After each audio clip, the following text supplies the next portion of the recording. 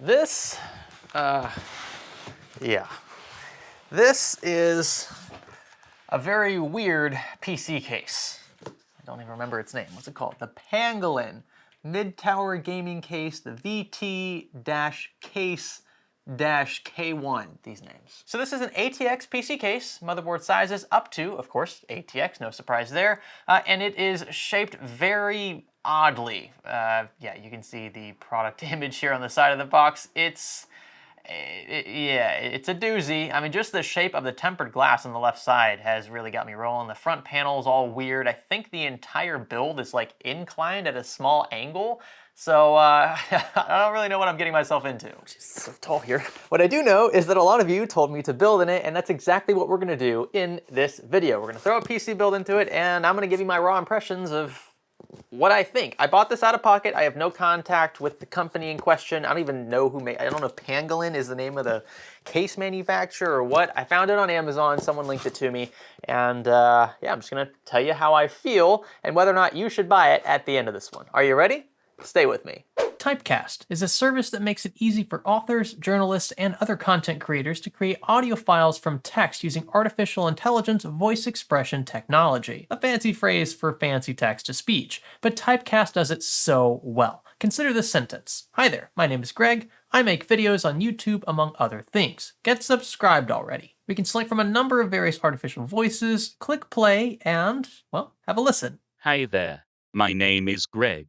I make videos on YouTube, among other things. Get subscribed already. You can change tempo and pitch, by the way, among other things. And when you're satisfied with it, simply click the download button at the bottom of the screen to save the audio file as an MP3 or WAV. Same goes for video files, by the way, and yes, these are also supported. You can generate keyed videos using their AI library for an even more personal feel. There are so many different voices, characters, and tweaks to choose from, and the artificial intelligence is improving all the time. So give Typecast a shot today. Click the link in the video description to explore innovative tech from the future.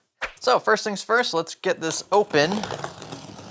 Yeah, the shipping footprint is quite large, so be prepared for that. Let's see, I'm curious how well they package this. Looks like we've got quite a bit of styrofoam in here for starters, so that's nice. Oh wow, and to my surprise, much of the case is already assembled. I thought we would be doing quite a bit of assembly up front, but it looks like it's pretty much all here. And the tempered glass panels, again, oddly shaped. So here it is, and yeah, like I said, pretty much all assembled already, which is not what I was expecting. A few other odd cases like these we've had to just like fully build from the ground up, but it's all here. It's all in pretty much one piece. I'll give you a quick walk around what to expect. We've got two USB 2.0 ports, which well, that dates the case quite a bit, actually. Separate microphone and headphone jacks, and we've also got a dedicated power switch up top. Looks like a power LED as well that wraps around it like a ring light. And then we've got one single USB 3.0 port. Yeah, you can see two boards up top there, and these cables are, well, they're not discrete as they are. We're gonna have to wrap these around the motherboard tray. Keep in mind we have two tempered glass panels, remember. So one on the left, one on the right, which means you will still see cables from the right side, even if we manage them behind that motherboard tray. There's just a ton of empty space here. A lot of folks I think are gonna like this, but it does mean you're gonna have a few challenges when it comes to cable management. Ground clearance for the Pangolin seems to be pretty decent, about 1.5 inches, 4 centimeters or so worth of clearance below the power supply, which is actually going to be positioned here. We'll talk more about that in a second. You've got one large foot up front and one large foot at the back, and it's a bit rocky. I think we need to tighten these feet a bit more. Actually, it looks like they're riveted, so I couldn't even tighten them if I wanted to. Maybe adding the tempered glass panels will fix this a bit. Yeah, I don't like relying on glass to keep things structurally sound, but anyway, the power supply problem. So it needs to be positioned closer to the front of the case, right? The front's up here, and because of that, you've got the slanting of the motherboard, so the clearance is a lot lower there. You're gonna have to run your power cable through a cutout below your PCI slot covers. That's not too big an issue. However, consider your 8-pin EPS. Just for an example, you're gonna have that cable running from up here all the way to the 8-pin header at the top of the board. I'm not sure we're gonna have enough cable length. That is, That's a growing concern of mine. Now, this being a larger mid-tower, you can see we have space to mount a 360mm fan rad combo. That's nice. It's going to be open air, more or less, so mind the dust. That's going to probably be a problem long term. You've also got two other 120mm mounts up top, although they are not all in the same plane. So ideally, up to 240, it looks like, in one area, and then maybe a third exhaust fan toward the rear. But up front's where I imagine you're going to want to mount your AIO. You can have your tubes running up top. It shouldn't, well, actually, I take that back. This might be a problem for conventional AIOs because the positioning of this radiator mount is much lower than the CPU socket. Ouch. So imagine this is our AIO, and this is going to be a bit awkward because I'm not actually going to mount anything. I think we're going to forego an AIO altogether, which is a bit weird. I totally expected I would be going with water cooling for this rig, but it's not going to make sense, and here's why. So top of the barbs, about here, right? Your average CPU socket in an ATX motherboard is going to be something like this. So that's cutting it awfully close. Remember, the pumps in these kinds of units are almost always in the blocks, and as a result, it pretty much rules out any notion of a front-mounted 360mm AIO. We could, you're thinking, Greg, just flip it around, right? You could have barbs at the bottom. Well, then you've got another problem, and that's tube length, because the bottom of this radiator is now positioned so much further away than you'd expect in a typical, right, ATX case. There's no way it's going to reach. That's as far as it goes. So I think that's a pretty big design flaw. I imagine they didn't really think about barb and pump positioning, but you'll almost surely kill your AIO if you mount it the way that I expect they want you to mount it. It just doesn't make sense, and that's why we're gonna forego it. What we can do, however, is remove this bracket and mount a few RGB fans up front, just to, spice things up a bit.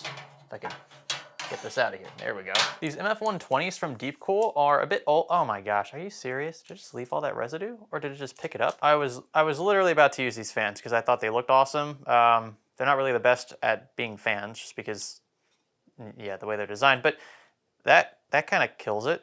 Okay, then. Let's try this again with some Be Quiet Lightwings fans. These look pretty sweet. They're not exactly color matching, but they still look cool. I think this is some of the best RGB implementation in fan technology to date, by the way. Looking pretty darn good. Moving on to the platform then, we're gonna go with the Z690 Aorus Elite AX, and I'm mainly choosing this because, well, it's got accents that almost perfectly match the case, and that's kind of what I'm going for here, just something that doesn't clash too hard because the case isn't a true black. Again, it's like more of an anthracite and dark gray color, and yeah, these heat shields and things work. For a CPU, Intel's latest generation, I'm pretty sure this is a 12600K. If it's not, I'm gonna regret the cooler I'm about to choose. And that's Noctua's NH-L9i. This is a 1700 variant, so it's only good for LJ1700 sockets. You'll find it linked below along with all the other gear you're about to see here. This is the black variant, so it looks pretty cool. It's a top flow cooler, so it's gonna be able to cool off VRM and whatnot a bit better, a bit more effectively, because it's gonna be pushing air down into the motherboard. However, it is a small cooler, and because of that, I'm not sure if it's gonna be enough to cool the 12600K. Good thing is, these builds are pretty much disassembled like as quickly as they're built, so I'm not looking for any long-term stability here. This is more about the case, okay? So you guys can chill in the comments. Oh, you're using a cooler, it's gonna cause your CPU to overheat. Yes, that is true, but I'm not telling you to build this. I'm just reviewing a case, so relax. And lastly, some Corsair Vengeance DDR5, 16 gigs of pop, ultra fast speeds. You can see they got a bit of anthracite color in there too, so the gray on gray is gonna look pretty sweet. We're gonna gently drop her on in. Again, I'm assuming this is the Core i5 variant, but I might be totally wrong. Not a big deal. That's exactly what I was going for. Maybe don't do that. DDR5, stick 1, and stick 2. I'm gonna tighten the cooler down from underneath. Just found this is the easiest to take care of it. Set it up on a box, and I believe, ow, just stabbed myself. The platform is now finished. We'll just get this fan cable connected. And would you look at there, a pretty sweet, pretty clean looking Z690 platform. By the way, along with the case, you'll get a bag of screws. Of course, you're gonna need some for mounting the motherboard, storage drives, etc. You'll also get some screws for the tempered glass panels, and I noticed you get zip ties in here, but there are no zip tie points anywhere in the case that I could find. So yeah, no joke, I don't see a single zip tie point anywhere. I think this is a small little cage for a hard disk drive. Looks like you can mount one kind of that way. You could also mount 2.5-inch drives back here. You could just tape them somewhere if you wanted to do that. But we're just gonna stick with a single M.2 just to keep things a bit more clean. Let's try to get this in there.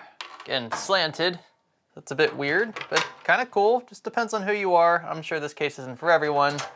And there are already a few noticeable compromises. Let's see if I can get these front I/O cables behind the motherboard tray. Yeah, that's much cleaner. And with these smaller cables wired up, we can move on to our power supply. So the power supply is this is gonna be a little weird. Gonna kind of slide in like this.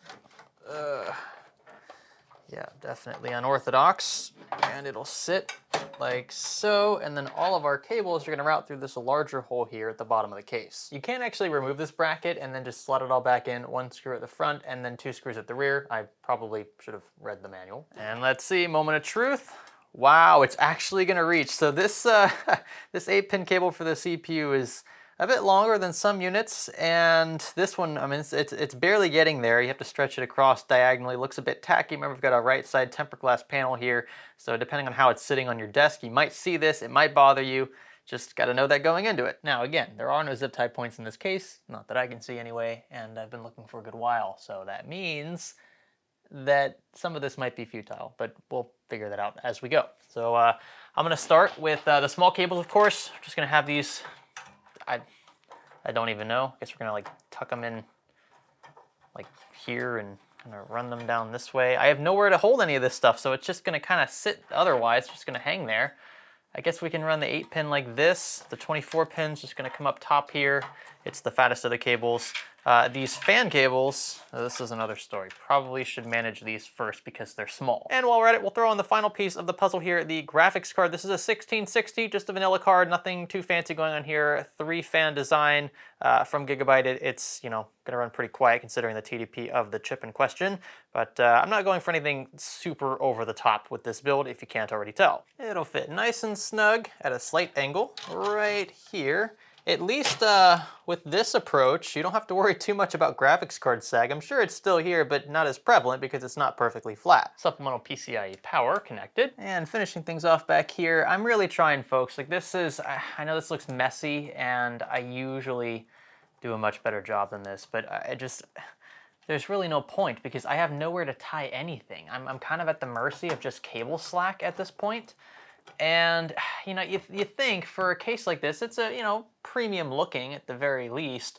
You'd think they'd include just a few zip tie points. We have 0, none at all. I don't know, we have these weird like mounting points for screws, but we have nothing in the bag for, like, I don't have anything like that in the case. So I feel like something's missing here, but I mean, what I've got at my disposal, it's just not enough to satisfy the cable management beast inside of me. I want to do so much better than this.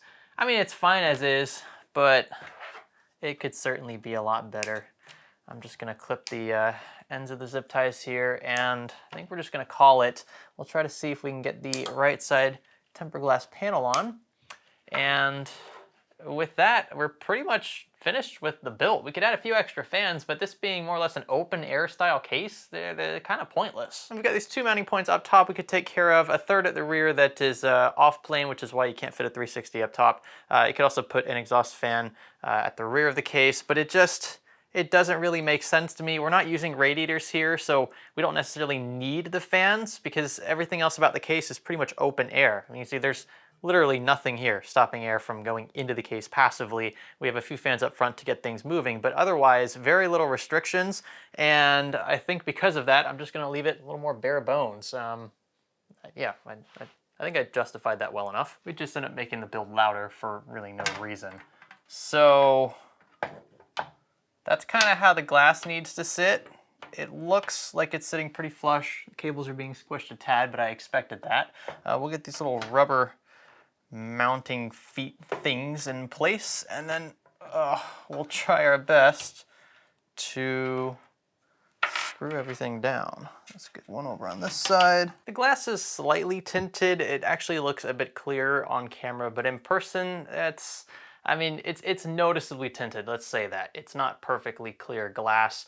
For the right side panel, I'm okay with that because I don't really care to see anything back here anyway, but for the left side panel, it just means it's gonna be a bit more difficult to see inside the case and see all the goodies that you've stacked in there. I don't really know how I feel about this one. Usually, I feel one way or the other pretty strongly. I either enjoy building in the case and like the way it looks, or absolutely hate it aesthetically, functionally.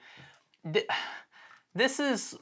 does have a few pretty glaring issues. I think the fact that radiator support up front is so much lower than the motherboard pretty much rules out any 360mm support for standard Asetek style AIOs. Just because of the air in the pump situation that you can't really get around otherwise. I don't I don't really know how I feel about this. I think busy is the word I'm looking for. It's a very busy case, and because of that, it makes everything else look less clean, for lack of a better word. I don't know, maybe I do mean clean. These are clean components. I really like the, the black with the anthracite kind of dark gray, dark silver accents. The case, of course, complements that as well. But I just feel like all the flares and the edges and the weird direction that things are sitting, it just, I don't know. I don't think it's for me. That said, this is totally my opinion and really should have no basis on whether or not you buy it. If you think it looks really good and the price makes sense and the trade-offs hardware support-wise make sense to you, then by all means, But this isn't one that I would buy. It's not at the top of my list. It's definitely not in the middle of the list either. It's closer to the bottom. And if this thing costs more than like $150, it's definitely at the very bottom. Remember, we've got to kind of sort of awkwardly run this power supply cable more or less into the case and connect it there. Flip the switch at the rear and let's power it on. 3, 2, 1. Yes. A few moments later. I did have to switch the RAM kit to get this system to post. I'm not sure what was going on with the Vengeance kit. Possibly just needed to reset the CMOS. I decided switching out would be just easier. I know this kit works as well. But color-wise, you get a little extra RGB in there. I was actually going for something a bit more muted, but it could be someone's taste. This here is what it all looks like powered on, and give me a moment. This is difficult to line up. I feel like the standoffs for the glass panels aren't exactly where they need to be, so things aren't lining up perfectly. Give me a second. Okay, let's try that again. This is how it looked before, and this is how it looks with the tempered glass panel installed. A few of you were asking for this in some of our earlier weird PC case builds, and so I wanted to show you just how dark the tint is, what it looks like. I think it's a bit odd that we've got a bit of a slope here in the glass. It would be cool if it kind of just, filled in with the other contours of the case, but it is what it is. I guess it's designed to look crazy, and it does the job. And to show you quickly what I was complaining about, you can see how the panel behind the glass is a little crooked. That's where the standoff is for the screw, and because this isn't perfectly flush with the glass, you'll just run into a bit of an issue there with alignment, and I noticed that with pretty much all 4 of these. Also, this post here in the top right is totally cross-threaded. I can't get this thing in at all without totally stripping things, so small issues, but maybe I just got an unlucky sample. Here's what things look like from the front. A bit disappointed that we can't really see too much of the RGB here. The ring lights do look really cool on these Be Quiet fans, but they're covered up almost entirely by these large panels. It's an aesthetic thing. You'll either love it or hate it. I particularly hate it. So is this Pangolin case my cup of tea? No, I make no secret of that. Is it your cup of tea? It could be. I doubt it. Most of you probably think this looks a little too weird. But some of you, I'm sure, will see the appeal in being different. And the open air aspects of this means that temperatures across the board are going to be very low, which is something I don't really need to test. I'm not going to spend 20 minutes talking about all the different thermal aspects of a build in a case like this because it's just common sense, right? I mean, you've got so many large gaps. You have an inch+ gap here between the left side panel and the actual frame of the case. So air can get in from all places unhindered. This will be one of the better cases in the market for temperatures, both CPU and GPU temps, unless you do something super weird with like a closed loop. But I want to end this on the price, as usual. This will kind of determine whether or not it's even worth entertaining at this point. I don't remember what I paid for it. Let's see here. Yes, the Vetroo K1 Pangolin Mid Tower. I bought this on May 3rd. How much did I pay for it? Order receipt. Let's see. I paid $170 for this. Not worth it. I think I said 150 earlier was gonna be my cutoff, right? 20 bucks over that, that's fine, but think about it. You're not getting any fans with this case at all, so you're gonna have to add some fans or add an AIO, whatever, that's gonna have some fans with it. These 3 Lightwings fans alone, that tacks on another 50, 60 bucks to this case, so that means you're looking at more like 200, 220 bucks effectively for a chassis like this. And at that point, that's just, I mean, it's going to get demolished by so many more mainstream cases, MATX or ATX cases, I should say, on the market. There are a lot of compromises to take into account here. First off, obviously the front panel, right? 2 USB 2.0 Type A ports. That's lackluster in a $170 case. Only a single USB 3.0 Type A, unacceptable in my book. No USB Type C, which is what you might be looking for in this price range. The lack of unification for the headphone microphone jack, not a big deal. Power button feels fine with the LED around it, kind of ring style. Yeah, so front panel is not looking too great to start with. I don't particularly like the build quality. It's stable enough, but there is a bit of rocking, especially in the rivets down here near the feet. This is just pivoting, and it really shouldn't be. I can tell they're relying on the tempered glass to keep this structurally sound, and I don't like that about cases like these. The color's fine, the paint job, everything looks to be pretty decent. Build quality, QC, apart from the weird mismatched, misaligned standoffs for the left side tempered glass panel. I mean, it's fine.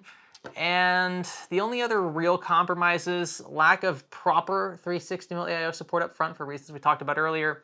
The weird placement of the power supply might hinder your ability to route cables effectively. And behind the motherboard tray, there's virtually no way you could properly route these cables. It's, you know, if you're a neat freak and you like having your cables all neat and tidy, this case definitely ain't for you. That said, I think the sweet spot for this is gonna be sub 150. Even if it was 140, I could see it, you know, being a super niche, kind of unique product that some might, might entertain. But as it is, 170 bucks with no fans and the compromises we just talked about, I don't recommend it.